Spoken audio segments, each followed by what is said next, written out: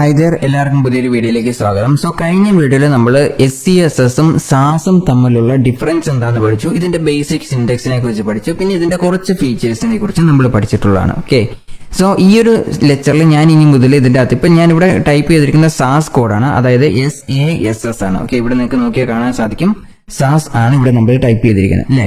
ഇനി നിങ്ങൾ ഇപ്പം ഞാനിവിടെ സാസ് ആയിട്ട് കണ്ടിന്യൂ ചെയ്ത് പോയി കഴിഞ്ഞാൽ കൺഫ്യൂഷൻ ഉണ്ടാവാൻ ചാൻസ് ഉണ്ട്. ഇപ്പൊ നമ്മൾ നെസ്റ്റിംഗ് ഒക്കെ ചെയ്യുമ്പോൾ സാസിലേക്ക് വരുമ്പോൾ കൺഫ്യൂഷൻ ഉണ്ടാവാനുള്ള ചാൻസ് ഉണ്ട്.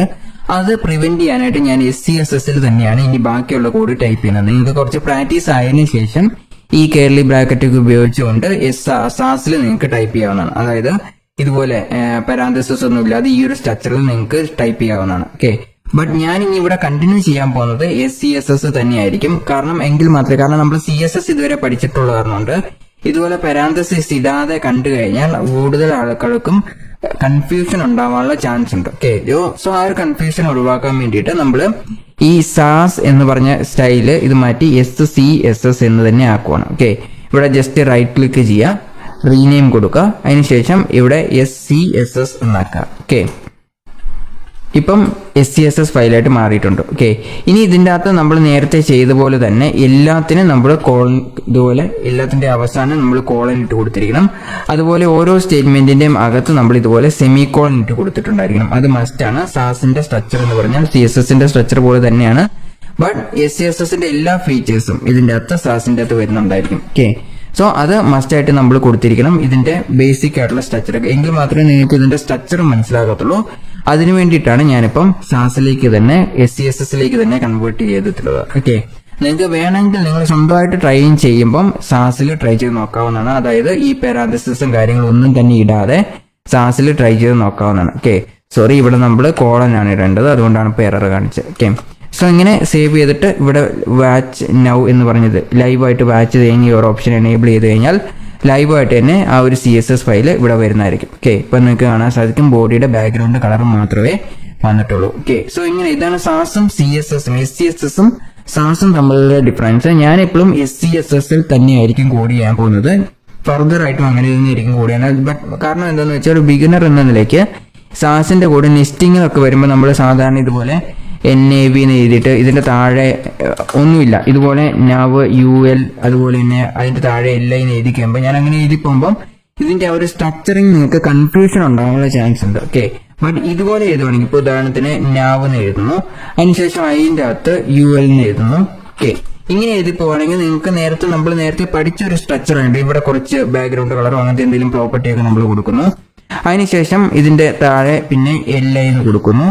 ഓക്കെ, ഇങ്ങനെ കൊടുത്തു പോകുമ്പോൾ നിങ്ങൾക്ക് അതിന്റെ ആ സ്ട്രക്ചർ ഇതുണ്ട്. ഇപ്പൊ ഇത് വായിച്ചെടുക്കാൻ കുറച്ചും കൂടി എളുപ്പമാണ്. ഈ പാരാന്തസിസ് ഇതിന്റെ അകത്ത് ഇല്ലെങ്കിൽ കുറച്ച് ഹാർഡർ ആയിട്ട് തോന്നും, കൺഫ്യൂഷൻ ഉണ്ടാവാനുള്ള ചാൻസും ഉണ്ട്. ഓക്കെ, അതുകൊണ്ടാണ് ഞാനിപ്പം SCSSലേക്ക് തന്നെ സ്വിച്ച് ചെയ്യുന്നത്. ഓക്കെ, ഇനി നമ്മൾ SCSSന്റെ ഏറ്റവും അഡ്വാൻസ്ഡ് ആയിട്ടുള്ള ഒരു ഫീച്ചറാണ് നെസ്റ്റിംഗ് എന്ന് പറയുന്ന ഫീച്ചറാണ്. അതായത് ഒരു സ്റ്റൈലിന്റെ അകത്ത് നമുക്ക് വേറൊരു സ്റ്റൈൽ എഴുതാൻ പറ്റും. അതിനെയാണ് നെസ്റ്റിംഗ് എന്ന് പറയുന്നത്. ഓക്കെ, നെസ്റ്റിംഗിന്റെ ഒരു സ്ട്രക്ചർ നമുക്ക് നോക്കാം. ഓക്കെ, ഇതാണ് നെസ്റ്റിംഗിന്റെ സ്ട്രക്ചർ എന്ന് പറഞ്ഞാൽ ഞാൻ ജസ്റ്റ് ഇതിന്റെ പ്രസന്റേഷൻ ഒന്ന് ഓപ്പൺ ചെയ്തിട്ടുണ്ട്. ഇപ്പൊ നിങ്ങൾക്ക് കാണാൻ സാധിക്കും ഇവിടുന്ന് നാവിഗേഷൻ ബാർ ഞാൻ ക്രിയേറ്റ് ചെയ്യുകയാണ് ചെയ്തിട്ടുള്ളത്. നാവിഗേഷൻ ബാർ ക്രിയേറ്റ് ചെയ്തിട്ടുണ്ട്.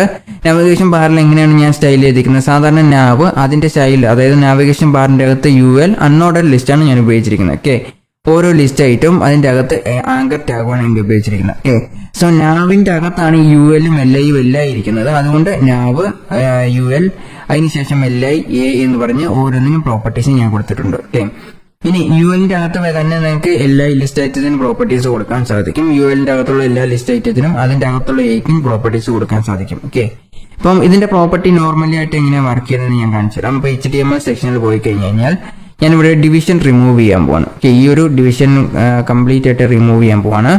എന്നിട്ട് ഞാനിവിടെ നാവ് ക്രിയേറ്റ് ചെയ്യാൻ പോകണം. ഓക്കെ, നാവ് ബാർ ക്രിയേറ്റ് ചെയ്യാൻ പോകുന്നത് ഈ കാര്യങ്ങളെല്ലാം നമ്മൾ HTML സെക്ഷനിൽ പഠിച്ചിട്ടുള്ളതാണ്. നാവ്, അതിനുശേഷം ഇതിൻ്റെ അകത്ത് ഒരു UL അൺഓർഡേഡ് ലിസ്റ്റ് ആണ് ക്രിയേറ്റ് ചെയ്യുന്നത്. എന്നിട്ട് ഓരോ ലിസ്റ്റ് ഐറ്റത്തിനും LI എന്നാണ് യൂസ് ചെയ്യുന്നത്. ഓക്കെ, എന്നിട്ട് ഇതിൻ്റെ അകത്ത് നമ്മൾ ആങ്കർ ടാഗ് ആണ് കൊടുക്കുന്നത്. A ടാഗ് കൊടുത്തെങ്കിൽ മാത്രമേ നിങ്ങൾക്ക് ക്ലിക്ക് ചെയ്യാൻ പറ്റത്തുള്ളൂ. അപ്പം ഓക്കെ, ഹോം എന്ന് പറഞ്ഞ് കൊടുക്കുന്നുണ്ട്. ഓക്കെ, അതുപോലൊപ്പം തന്നെ HREF കൊടുത്തിട്ട് ഒരു ഹാഷ് സിമ്പിളും കൂടെ കൊടുക്കുന്നുണ്ട്. ഓക്കെ, ജസ്റ്റ് ഇതിന്റെ മൾട്ടിപ്പിൾ കോപ്പീസ് ഞാൻ ക്രിയേറ്റ് ചെയ്യാൻ പോവാണ്. ഓക്കെ, ഹോം, അതുപോലെ തന്നെ ഇവിടെ എബൌട്ട്, തൊട്ട് താഴെ കോണ്ടാക്ട് എന്ന് പറഞ്ഞു കൊടുക്കാം. ഓക്കെ, ഇവിടെ നമുക്ക് മോർ എന്ന് കൊടുക്കാം. ഓക്കെ, മോർ ഡീറ്റെയിൽസ് വേണമെങ്കിൽ അങ്ങനെ കൊടുക്കാം. ഓക്കെ, സോ ഇതാണ് ഒരു നോർമൽ നാവിഗേഷൻ ബാർ എന്ന് പറയുന്നത്. ഇതിന് നോർമലി റൺ ചെയ്ത് കഴിഞ്ഞാൽ നമുക്ക് ഈ ഒരു പ്രോപ്പർട്ടി ഇതേപോലെ തന്നെയായിരിക്കും വരുന്നത്. ഓക്കെ, ഞാൻ ജസ്റ്റ് ലൈവ് സെർവറിൽ ഓപ്പൺ ചെയ്ത് വെക്കാം. ഇത് നമുക്ക് കുറച്ച് ചെറുതാക്കി വെക്കാം, അപ്പൊ നമുക്ക് ഇത് കുറച്ചും കൂടി എളുപ്പമായിരിക്കും കാണാൻ. ഓക്കെ, ഇപ്പൊ നിങ്ങൾക്ക് ഇതിന്റെ ഔട്ട്പുട്ട് കാണാൻ സാധിക്കും. ഇതിന്റെ അകത്ത് സ്റ്റൈൽ ഡോട്ട് മാപ്പ് എന്ന് പറഞ്ഞ് ഈ കമാൻഡ് ലൈൻ നമുക്ക് അധികം ആവശ്യം വരുന്ന കാര്യമല്ല, അതുകൊണ്ടാണ് ഞാൻ കുറച്ച് ചെറുതാക്കി വെക്കുന്നത്. ഇനി ഈ നാവിന് ഇപ്പൊ ഞാൻ ബോഡിക്ക് ഇവിടെ പ്രോപ്പർട്ടീസ് കൊടുത്തിട്ടുണ്ട്. ഇനി ഞാൻ നാവിഗേഷൻ ബാറിന് കുറച്ച് പ്രോപ്പർട്ടീസ് കൊടുക്കാൻ പോകണം. ഓക്കെ, ഉദാഹരണത്തിന് ഇവിടെ നാവ് എന്ന് പറഞ്ഞു കൊടുക്കാം. നാവ്, എന്നിട്ട് നാവിഗേഷൻ ബാറിന് വേണ്ടി മാത്രമായിട്ട് എനിക്ക് എന്തെങ്കിലും പെർട്ടിക്കുലർ പ്രോപ്പർട്ടി കൊടുക്കണമെങ്കിൽ ഇപ്പോൾ ഉദാഹരണത്തിന് ബാക്ക്ഗ്രൗണ്ട് കളർ എന്ന് പറഞ്ഞു കൊടുക്കാം. ഓക്കെ, ബാക്ക്ഗ്രൗണ്ട് കളർ, എന്നിട്ട് കളർ 2 നമുക്ക് കൊടുക്കാം. ഓക്കെ, ഡോളർ സൈൻ ഇട്ട് കഴിഞ്ഞാൽ കളർ 2 എന്ന് പറഞ്ഞു വരുന്നതായിരിക്കും. ഓക്കെ, ഇങ്ങനെ കളർ 2 വരുന്നതായിരിക്കും. ഇനി ഇതിന്റെ അകത്തുള്ള ഓരോ ലിസ്റ്റ് ഐറ്റത്തിനും UL, LI, A ഈ കാര്യങ്ങൾക്ക് എല്ലാത്തിനും നമുക്ക് പ്രോപ്പർട്ടി എടുക്കാം. ഓക്കെ, ULന് നമുക്കിപ്പോൾ ജസ്റ്റ് ULന് ഡിഫാൾട്ട് ആയിട്ട് മാർജിൻ ഉണ്ടായിരിക്കും, അതുപോലെ തന്നെ ലിസ്റ്റ് സ്റ്റൈലും ഉണ്ടായിരിക്കും. അത് നമുക്ക് ജസ്റ്റ് റിമൂവ് ചെയ്യാം. ഓക്കെ, ഇപ്പം ലിസ്റ്റ് സ്റ്റൈൽ എന്ന് പറഞ്ഞാൽ ഇവിടെ ഡിസ്ക് ആയിട്ടാണ് കിടക്കുന്നത്. അപ്പം നമുക്ക് ഈ ലിസ്റ്റ് സ്റ്റൈൽ എന്ന് പറഞ്ഞു കൊടുത്തിട്ട് ഇവിടെ കുറെ ഡിസ്ക് സ്റ്റൈൽ കിടപ്പുണ്ട്. നമ്മൾ CSS എങ്ങനെയാണോ എഴുതുന്നത് അതേ പ്രോപ്പർട്ടി തന്നെ നമ്മൾ ഈ ലിസ്റ്റ് സ്റ്റൈൽ ടൈപ്പ് അങ്ങനത്തെ ഉള്ള പ്രോപ്പർട്ടീസിനെ കുറിച്ചെല്ലാം നോർമലി CSS പഠിച്ചാണ്. ഓക്കെ, സോ ഇവിടെ നൺ എന്ന് പറഞ്ഞു കൊടുത്തു കഴിഞ്ഞാൽ ലിസ്റ്റ് സ്റ്റൈൽ എല്ലാം പോകുന്നതായിരിക്കും. സേവ് ചെയ്യുമ്പോൾ നിങ്ങൾക്ക് കാണാൻ സാധിക്കും ആ ലിസ്റ്റ് സ്റ്റൈൽ പോയിട്ടുണ്ട്, അതുപോലെ തന്നെ ബാക്ക്ഗ്രൗണ്ട് കളറും വന്നിട്ടുണ്ട്. ഓക്കെ, ഇനി അടുത്തതായിട്ട് നമ്മൾ ULന് പ്രോപ്പർട്ടി കൊടുത്തിട്ടുണ്ട്. ഇതിൻ്റെ അകത്തൊരു വേണമെങ്കിൽ നമുക്കൊരു പാഡിങ് ആഡ് ചെയ്യാൻ പറ്റും. ഓക്കെ, പാഡിങ് ഒരു 3px ആഡ് ചെയ്യുവാണ്. ഓരോന്നിൻ്റെയും ജസ്റ്റ് ഒരു പാഡിങ് 3px ആഡ് ചെയ്യുവാണ്.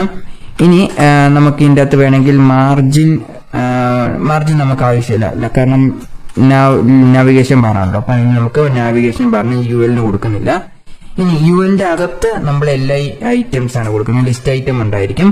അപ്പം അതിന് പ്രോപ്പർട്ടീസ് ഇങ്ങനെ നമുക്ക് കൊടുക്കാൻ സാധിക്കും. ലിസ്റ്റ് ഐറ്റം നമ്മൾ ഒരേ ലൈനിൽ തന്നെ വേണമെങ്കിൽ ഡിസ്പ്ലേ ഇൻലൈൻ ബ്ലോക്ക് എന്ന് പറഞ്ഞ പ്രോപ്പർട്ടിയാണ് കൊടുക്കേണ്ടത്. ഓക്കെ, സോ ഇവിടെ ഡിസ്പ്ലേ പ്രോപ്പർട്ടി കൊടുക്കുവാണ്, എന്നിട്ട് ഇൻലൈൻ ബ്ലോക്ക് എന്ന് കൊടുക്കുവാണ്. ഓക്കെ, ഇൻലൈൻ ബ്ലോക്ക് എന്ന് കൊടുത്തു കഴിഞ്ഞാൽ ഒരേ ലൈനിൽ തന്നെ വരുന്നതായിരിക്കും. ഓക്കെ, അപ്പം ഇവിടെ നിങ്ങൾക്ക് കാണാൻ സാധിക്കും ഒരേ ലൈനിൽ തന്നെയാണ് വന്നിരിക്കുന്നത്. ഓക്കെ, ഇനി ലിസ്റ്റ് ഐറ്റത്തിന് മാത്രമേ നമുക്ക് ഈ ഒരു പ്രോപ്പർട്ടി കൊടുക്കുന്നുണ്ടോ, ലിസ്റ്റ് ഐറ്റം. ഇനി അടുത്തത് ആങ്കർ ടാഗിന് നമ്മൾ ഈ ഒരു ഇതിൻ്റെ അകത്ത് അണ്ടർലൈൻ ഒക്കെ വന്നിട്ടുള്ളതായിട്ട് കാണാൻ സാധിക്കും. ഈ അണ്ടർലൈൻ എല്ലാം നമുക്ക് റിമൂവ് ചെയ്യണം. അത് A ടാഗിനാണ് കൊടുക്കേണ്ടത്. ഓക്കെ, A ടാഗിനാണ് കൊടുക്കേണ്ടത്. ഓക്കെ, സോ LIAക്ക് ഞാൻ ലിസ്റ്റ് അതല്ലെങ്കിൽ ടെക്സ്റ്റ് ഡെക്കറേഷൻ പ്രോപ്പർട്ടി ആദ്യം നമുക്ക് അണ്ടർലൈൻ റിമൂവ് ചെയ്യാം. അതുകൊണ്ട് text decoration property, text decoration none എന്ന് പറഞ്ഞ പ്രോപ്പർട്ടിയാണ് കൊടുക്കേണ്ടത്. ഓക്കെ, നൺ എന്ന് പറഞ്ഞ പ്രോപ്പർട്ടി കൊടുക്കുന്നു. ഇപ്പൊ ആ ഒരു അണ്ടർലൈൻ പോയിട്ടുണ്ട്. ഇനി നിങ്ങൾക്ക് കളർ ചേഞ്ച് ചെയ്യണമെങ്കിൽ കളർ എന്ന് പറഞ്ഞ പ്രോപ്പർട്ടി ഉപയോഗിക്കാം. അതുപോലെ തന്നെ ഞാൻ ഫോണ്ട് സൈസും കുറച്ച് ഇൻക്രീസ് ചെയ്യാൻ പോവാണ്. ഓക്കെ, ഫോണ്ട് സൈസ് ഒരു 30 പിക്സൽസ് ആഡ് ചെയ്യാം. ഓക്കെ, ഇപ്പം നിങ്ങൾക്ക് അതുപോലെ തന്നെ ഇതിന്റെ അകത്ത് ഇൻബിറ്റ്വീൻ പാഡിംഗ് വേണമെങ്കിൽ അതും കൊടുക്കാവുന്നതാണ്. ഒരു 20 പിക്സൽസ് പാഡിംഗ് ഞാൻ കൊടുത്തിട്ടുണ്ട്. ഓക്കെ, സോ നോർമൽ CSS വെച്ച് കമ്പയർ ചെയ്യുമ്പോൾ നമുക്ക് ഇങ്ങനെ സ്റ്റൈൽസ് എഴുതാൻ കുറേ കൂടെ എളുപ്പമായിരിക്കും. ഓക്കെ, ഞാൻ കുറച്ച് ഈ സൈഡിലേക്ക് മൂവ് ചെയ്യാം, അപ്പം നിങ്ങൾക്ക് കുറേ കൂടെ ഡീറ്റെയിൽ ആയിട്ട് കാണാൻ സാധിക്കും. ഓക്കെ, സോ എങ്ങനെയാണ് നമ്മൾ സ്റ്റൈൽസ് കൊടുത്തിരിക്കുന്നത്, നാവ്, UL, LI, A ഇങ്ങനെ ടെസ്റ്റിന്റെ അകത്ത് പ്രോപ്പർട്ടീസ് കൊടുക്കുമ്പം നമുക്ക് ഈ പ്രോപ്പർട്ടീസ് എഴുതാൻ കുറേ കൂടെ എളുപ്പമായിരിക്കും. ഇതിന്റെ കൊറസ്പോണ്ടിങ് CSS സ്റ്റൈൽസ് നോക്കിക്കഴിഞ്ഞാൽ നമ്മൾ കാണാൻ സാധിക്കും നാവ് എഴുതണം, നാവ് UL എഴുതണം, നാവ് UL LI എന്ന് എഴുതണം, അതിനുശേഷം A എന്ന് എഴുതാം. ഇങ്ങനെ നമ്മൾ കണ്ടിന്യൂസ് ആയിട്ട് പ്രോപ്പർട്ടീസ് എഴുതിക്കൊണ്ടേ ഇരിക്കണം. ഓക്കെ, ബട്ട് ഇത് ഇത്രയും പ്രോപ്പർട്ടീസ് എഴുതുന്ന സ്ഥാനത്ത് നമ്മൾ ഇതിന്റെ അകത്ത് ഇതുപോലെ നെസ്റ്റിംഗ് ചെയ്ത് എഴുതുമ്പോൾ നമുക്ക് ഭയങ്കര എളുപ്പമായിരിക്കും. ഓക്കെ, നാവ് UL, നാവിന്റെ അകത്താണ് UL വന്നിട്ടുള്ളത്, അതിന്റെ അകത്താണ് LI വന്നിട്ടുള്ളത്, അതിന്റെ അകത്താണ് A വന്നിരിക്കുന്നത്. അപ്പൊ നമ്മൾ ഡയറക്റ്റ് ആയിട്ട് ഇവിടെ എന്താണ് യൂസ് ചെയ്യുന്നത്, നാവ് എന്ന് പറഞ്ഞ ടാഗ് ആണ് നമ്മൾ ഡയറക്റ്റ് ആയിട്ട് ഉപയോഗിച്ചിരിക്കുന്നത്. ഓക്കെ, ഇനി ഇതിന്റെ പുറത്ത് ഞാനിപ്പം ഒരു ആങ്കർ ടാഗ് ക്രിയേറ്റ് ചെയ്യണം. ക്രിയേറ്റ് ചെയ്തിട്ട് ഇത് ജസ്റ്റ് ഒരു ഡമ്മി പാരഗ്രാഫ് എന്ന് ടൈപ്പ് ചെയ്യുവാണ്. എന്നിട്ട് HREF എന്ന് പറഞ്ഞൊരു ലിങ്കും കൂടെ കൊടുത്തിട്ട് എന്തെങ്കിലും ടൈപ്പ് ചെയ്ത് വെച്ച് കഴിഞ്ഞാൽ അത് നോർമൽ പ്രോപ്പർട്ടി തന്നെയാണ് വന്നിരിക്കുന്നത് അല്ലേ. അതല്ലെങ്കിൽ നമ്മൾ ഇതിന് ഓരോന്നിനും ID കൊടുക്കണം, അല്ലെങ്കിൽ ക്ലാസ് ടൈം കൊടുക്കണം, അതിന് സ്പെഷ്യൽ ആയിട്ട് സ്റ്റൈലിംഗ് ചെയ്യണം. ഇതൊക്കെ നമ്മളിങ്ങനെ ഒരു നെസ്റ്റിംഗ് ഉപയോഗിച്ച് എഴുതി കഴിയുമ്പോൾ നമുക്ക് ഇതിന് നാവ് ടാഗ് എന്ന് മാത്രം ഇതിന് IDs ഒന്നും കൊടുക്കേണ്ട ആവശ്യമില്ല, ഡയറക്റ്റ് ആയിട്ട് ഈ പ്രോപ്പർട്ടി വന്നിട്ടുണ്ട്. ഓക്കെ, ഇതാണ് SCSS ഉപയോഗിച്ചാലുള്ള യൂസ് എന്ന് പറയുന്നത്. ഓക്കെ, സോ SCSS നിങ്ങൾക്ക് കുറേയും കൂടെ സിമ്പിൾ ആയിരിക്കും, എല്ലാ കാര്യവും കുറേയും കൂടെ ഈസി ആക്കി തരും. അതാണ് SCSന്റെ പ്രത്യേകത എന്ന് പറഞ്ഞാൽ. ഇനി ഇപ്പൊ ഞാനിവിടെ SCSS ആണ് ഉപയോഗിച്ചിട്ടുള്ളത്. നിങ്ങൾ ഈ SCSS കുറച്ചും കൂടെ നന്നായിട്ട് പഠിച്ചു കഴിഞ്ഞാൽ നിങ്ങൾക്ക് സാസിലേക്കും കൺവേർട്ട് ചെയ്യാൻ സാധിക്കും. അതായത് സാസ് പഠിച്ചു കഴിഞ്ഞാൽ എന്തുണ്ടായിരിക്കും, ഈ ഒരു അതായത് ഇവിടെ കേർലി ബ്രാക്കറ്റ് ഒക്കെ ഇടുന്നത് ഒഴിവാക്കാൻ സാധിക്കും. ഓക്കെ, സാസിൽ കഴിഞ്ഞ വീഡിയോയിൽ ഞാൻ കാണിച്ചതാണ് ഈ കേർലി ബ്രാക്കറ്റെല്ലാം ഒഴിവാക്കണം. അതുപോലെ തന്നെ ഈ ഒരു നമ്മൾ ലാസ്റ്റ് ഇടുന്ന സെമി കോളൻ ഒഴിവാക്കി കഴിഞ്ഞാൽ അത് സാസായി മാറും. ഓക്കെ, SCSS നിന്ന് സാസായി മാറും. അപ്പൊ സാസിൽ തന്നെ കോഡ് ചെയ്യാൻ പഠിക്കുവാണെങ്കിൽ എന്തുണ്ടാവും, ഈ ഒരു കോളനൊക്കെ ഒഴിവാക്കി നമുക്ക് ചെയ്യാൻ കുറച്ചും കൂടി എളുപ്പമായിരിക്കും. ഓക്കെ, സോ അതാണ് സാസിന്റെ ലാംഗ്വേജിന്റെ പ്രത്യേകത. ഓക്കെ, അതുപോലെ തന്നെ ഇവിടെ നിങ്ങൾക്ക് ഓരോ ലൈനും കാണുമ്പോൾ ഇതൊരു UL എവിടെയാണ് സ്റ്റാർട്ട് ചെയ്യുന്നത്, ആ ഒരു ലൈൻ ഇവിടെ കാണാൻ സാധിക്കും. അത് എൻഡ് ചെയ്യുന്ന എവിടെയാണ്, ഇവിടെയാണ് എൻഡ് ചെയ്യുന്നത്. ഓക്കെ, സോ എപ്പോഴും അടുത്തൊരു സാധനത്തിന് പ്രോപ്പർട്ടി കൊടുക്കുന്നുണ്ടെങ്കിൽ നമ്മൾ ഇവിടെ ആയിരിക്കും കൊടുക്കേണ്ടത്. ഓക്കെ, സോ ഇങ്ങനെയാണ് നമ്മൾ അടുത്ത സ്റ്റൈലിംഗ് പ്രോപ്പർട്ടി. ഇവിടെ നിങ്ങൾക്ക് ക്ലാസ് നെയിമോ IDസോ എന്ത് വേണമെങ്കിലും ഉപയോഗിച്ച് പ്രോപ്പർട്ടീസ് കൊടുക്കാൻ പറ്റുന്നതാണ്. അപ്പൊ അങ്ങനെ കൊടുക്കുകയാണെങ്കിൽ നമുക്ക് കുറേയും കൂടെ എളുപ്പമായിരിക്കും. ഓക്കെ, ഇതാണ് നെസ്റ്റിംഗിന്റെ. ഇനി നെസ്റ്റിംഗിന്റെ ഇതേപോലെ തന്നെ വേറൊരു എക്സാമ്പിൾ ആണ് ബട്ടൺസിന് നമ്മൾ പ്രോപ്പർട്ടി കൊടുക്കുന്നത്. സാധാരണ നമ്മൾ സ്യൂഡോ ക്ലാസ് സ്യൂഡോ എലിമെന്റ്സ് ഉപയോഗിക്കുമ്പോൾ എങ്ങനെയാണ് എഴുതുന്നത്, ഡോട്ട് ബട്ടൺ എഴുതണം. അതിനുശേഷം നമ്മൾ ഇതിന്റെ സ്യൂഡോ ക്ലാസ് ആണെങ്കിൽ ബട്ടൺ, അതിനുശേഷം 2 കോളൻ ഇട്ടിട്ട് എന്താണ് ഹോവർ അല്ലെങ്കിൽ ആക്റ്റീവ്, ഇങ്ങനെ നമ്മൾ പ്രോപ്പർട്ടീസ് എഴുതണം. ഓക്കെ, ബട്ട് ഇവിടെ നിങ്ങൾക്ക് ഒരു ആൻഡ് സിമ്പിൾ മാത്രം ഉപയോഗിച്ചാൽ മതിയായിരിക്കും. ഓക്കെ, നമുക്ക് ജസ്റ്റ് ഇതൊന്ന് ട്രൈ ഔട്ട് ചെയ്ത് നോക്കാം. അതോടൊപ്പം തന്നെ മീഡിയ ക്വറീസ് നമുക്ക് ഇതുപോലെ നെസ്റ്റ് ചെയ്ത് എഴുതാൻ സാധിക്കുന്നതാണ്. ഓക്കെ, മീഡിയ ക്വറീസ് ഇവിടെ കാണാൻ സാധിക്കും. കണ്ടെയ്നറിന്റെ അകത്തുള്ള H1, അതിന്റെ അകത്തുള്ള പാരഗ്രാഫ്, ഇങ്ങനെയാണ് മീഡിയ ക്വറീസ് നമുക്ക് നെസ്റ്റ് ചെയ്ത് എഴുതാൻ സാധിക്കും. മീഡിയ ക്വറീസ് നിങ്ങൾ സ്വന്തമായിട്ട് ഒന്ന് ട്രൈ ചെയ്ത് നോക്കാം. ഓക്കെ, കണ്ടെയ്നറിന്റെ അകത്ത് ആണ് ഈ H1 പ്ലേസ് ചെയ്തിരിക്കുന്നത്. അതിന്റെ അകത്ത് തന്നെയാണ് PDF, അതായത് കണ്ടെയ്നറിന്റെ അകത്ത് നമ്മൾ 2 കണ്ടന്റ് പ്ലേസ് ചെയ്തിട്ടുണ്ട്. ഒന്ന് H1ഉം അതുപോലെ തന്നെ പാരഗ്രാഫും. ഇതിന്റെ ഈ ലൈനിന്റെ ഓർഡർ നോക്കി കഴിഞ്ഞാൽ നിങ്ങൾക്ക് കണ്ടുപിടിക്കാൻ സാധിക്കും. കണ്ടെയ്നർ എവിടെയാണ്, H1ന്റെ മുമ്പാണ് സ്റ്റാർട്ട് ചെയ്തിരിക്കുന്നത്. അപ്പം ഇത് എൻഡ് ചെയ്യുന്ന എവിടെയാണ്, ഇവിടെയാണ് എൻഡ് ചെയ്യുന്നത്. H1 എവിടെയാണ് സ്റ്റാർട്ട് ചെയ്തിരിക്കുന്നത്, എല്ലാം ഒരേ ലൈനിൽ തന്നെയാണ്. അപ്പം HDN ഇവിടെയാണ് എൻഡ് ചെയ്തിരിക്കുന്നത്. അതുപോലെ തന്നെ പാരഗ്രാഫ് ഇവിടെയാണ് എൻഡ് ചെയ്തിരിക്കുന്നത്. ഓക്കെ, സോ ഇങ്ങനെ സ്ട്രക്ചറിങ്, ഇതാണ് സ്റ്റൈലിംഗ് എന്ന് പറയുന്നത്. ഇങ്ങനെ സ്റ്റൈലിംഗ് ചെയ്യുന്നുള്ള കാരണം കൊണ്ട് നമുക്ക് ഇതിന്റെ കോഡിംഗ് അണ്ടർസ്റ്റാൻഡ് ചെയ്യാൻ കുറച്ചും കൂടി എളുപ്പമായിരിക്കും. ഓക്കെ, സോ അതാണ് അതിന്റെ പ്രത്യേകത എന്ന് പറയുന്നത്. ഇപ്പൊ നമുക്ക് ബട്ടണിലുള്ള സ്യൂഡോ ക്ലാസ് സ്യൂഡോ എലിമെന്റ്സ് ഒന്ന് ജസ്റ്റ് ട്രൈ ഔട്ട് ചെയ്യുക. സ്യൂഡോ എലിമെന്റ്സ് നിങ്ങൾ തന്നെ സ്വന്തമായിട്ടൊന്ന് ട്രൈ ചെയ്ത് നോക്കുക. സ്യൂഡോ ക്ലാസിന്റെ മാത്രം ഒരു എക്സാമ്പിൾ ഞാൻ കാണിച്ചു തരാം. ഓക്കെ, സ്യൂഡോ ക്ലാസ് നമുക്ക് കുറച്ചും കൂടി എളുപ്പമായിരിക്കും. സോ ആദ്യം ഞാനിവിടെ ക്രിയേറ്റ് ചെയ്യാൻ പോകുന്ന ഒരു ബട്ടൺ ക്രിയേറ്റ് ചെയ്യാം. ഓക്കെ, ബട്ടൺ ക്രിയേറ്റ് ചെയ്തിട്ടുണ്ട്. എന്നിട്ട് ഇതിൻ്റെ അകത്ത് ഹലോ എന്ന് പറഞ്ഞു കൊടുത്തിട്ടുണ്ട്. ഓക്കെ, സോ ഇതാണ് നമ്മുടെ ബട്ടൺ എന്ന് പറയുന്നത്. ഇനി ഇതിന് ഡയറക്റ്റ് ആയിട്ട് SCSSലാണ് ഞാൻ സ്റ്റൈൽ ചെയ്യാൻ പോകുന്നത്. അപ്പം നമുക്ക് ബട്ടൺ എന്ന് തന്നെ ഉപയോഗിക്കാം. ഓക്കെ, നിങ്ങൾക്ക് ടാഗ് സെലക്ടർ വേണ്ട എങ്കിൽ ഇവിടെ നമ്മൾ ബട്ടൺ എന്ന് ഉപയോഗിച്ച് കഴിഞ്ഞാൽ അത് എൻറ്റയർ പേജിലും എവിടെയൊക്കെ ബട്ടൺ ഉപയോഗിച്ചിട്ടുണ്ടോ അതിലെല്ലാത്തിലും അഫക്റ്റ് ആവുന്നതായിരിക്കും. ഓക്കെ, സോ ഇതിൻ്റെ അകത്ത് നിങ്ങൾക്ക് ബാക്ക്ഗ്രൗണ്ട് നിങ്ങൾക്ക് കസ്റ്റമായിട്ട്, അതായത് വേരിയബിൾസ് ഉപയോഗിക്കേണ്ട വേറെ എന്തെങ്കിലും ബാക്ക്ഗ്രൗണ്ട് കളറാണ് കൊടുക്കുന്നതെങ്കിൽ നിങ്ങൾക്ക് അങ്ങനെയും കൊടുക്കാവുന്നതാണ്. ഓക്കെ, നിങ്ങൾക്ക് ഏത് ബാക്ക്ഗ്രൗണ്ട് കളർ വേണമെങ്കിലും കൊടുക്കാവുന്നതാണ്. ഇപ്പോൾ ബ്ലൂ വയലറ്റ് കൊടുക്കണമെങ്കിൽ ബ്ലൂ വയലറ്റ് കൊടുക്കാം. അതുപോലെ തന്നെ പാഡിങ് കൊടുക്കണമെങ്കിൽ അതും കൊടുക്കാം. ഓക്കെ, സോ നോർമലി നമ്മളൊരു ബട്ടൺ ക്രിയേറ്റ് ചെയ്യുമ്പോൾ അതിന് കൊടുക്കാൻ പറ്റുന്ന പ്രോപ്പർട്ടീസ് എല്ലാം ഇതിനും കൊടുക്കാവുന്നതാണ്.